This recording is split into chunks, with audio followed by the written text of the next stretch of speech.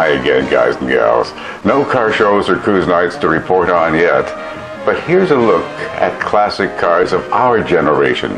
Few cars could be more iconic or desirable than the 55, 56, and 57 Chevrolet. These were cars in the medium price field, but not anymore. For some reason, they've caught the imagination of collectors, even though designs of other manufacturers were also undergoing dramatic restyling changes. At that time, there were a lot of brands competing for the same market share. Among them, Studebaker, Packard, Ford, Chevrolet, Pontiac, and Dodge. The Chevrolet was available in three models: the 150, the 210, and the Bel Air. The Bel Air was the top of the line. During this period, car makers were coming out with forward-sounding catchphrases to catch the public's attention. In the case of Chevy, the phrase was motoramic. I have no idea what that stands for, but it sounded pretty futuristic back in the mid-50s. General Motors was eager to tell buyers that the 55 Chevy was new from the ground up. With a whole new design and bodies by Fisher. A stronger frame was a key selling point, along with an upgraded suspension system. They called it the Quadra-Poise Ride. Well, there you have it.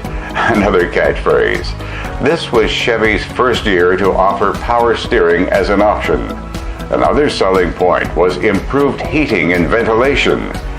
In 55, Chevrolet introduced their new turbo power V8 engine, providing 162 horsepower. Not much by today's standards, but remember, this was 1955. These features were great, but it was the styling of Harley Earl that really attracted the attention. Earl had been with GM since the 1930s and was well known for his futuristic designs. It seems like everything back then was about pushing the design envelope. The new Chevrolet made an instant impact with buyers. Inside and out, there was nothing like the new 55 Chevrolet. Chevy also entered the stock car circuit in 55 and impressed the crowd with major wins, beating out Ford. For GM, it was a $300 million investment, and it was paying off, and would continue to pay off in similar platform models for the next 2 years. In 56, modest changes in styling were enough to keep Chevy on the right track. Chevy's biggest competition was Ford, so they tore Ford apart to look for ways to make improvements. Safety and performance were key areas that they looked at. Chevy boosted horsepower at what they called their new Super Turbo Fire V8, turning out 205 horsepower. The Chevrolet was really turning it on with their TV advertising, and it was paying off with sales. See the USA in your Chevrolet. America's asking you to call. I've read on the internet that Ford sold more 1957 cars that year than did Chevrolet. But that being said, I've also read that Chevrolet actually sold more cars by volume during 1957, the calendar year, but those sales included several thousand 1956 models. 1957 would become the super iconic year for Chevrolet. Discriminating collectors soon regarded Chevy as one of the most desirable post-war American cars. The temporary trend of tail fins representing high-performance aircraft caught the public's attention. These were available on the Chevy 150, the 210, the Del Rey, and the Bel Air. But it was the Bel Air that was the most lavish and most expensive. The Bel Air hardtop convertible and the rare 1957 Chevy wagon are among the most desirable Chevys by collectors.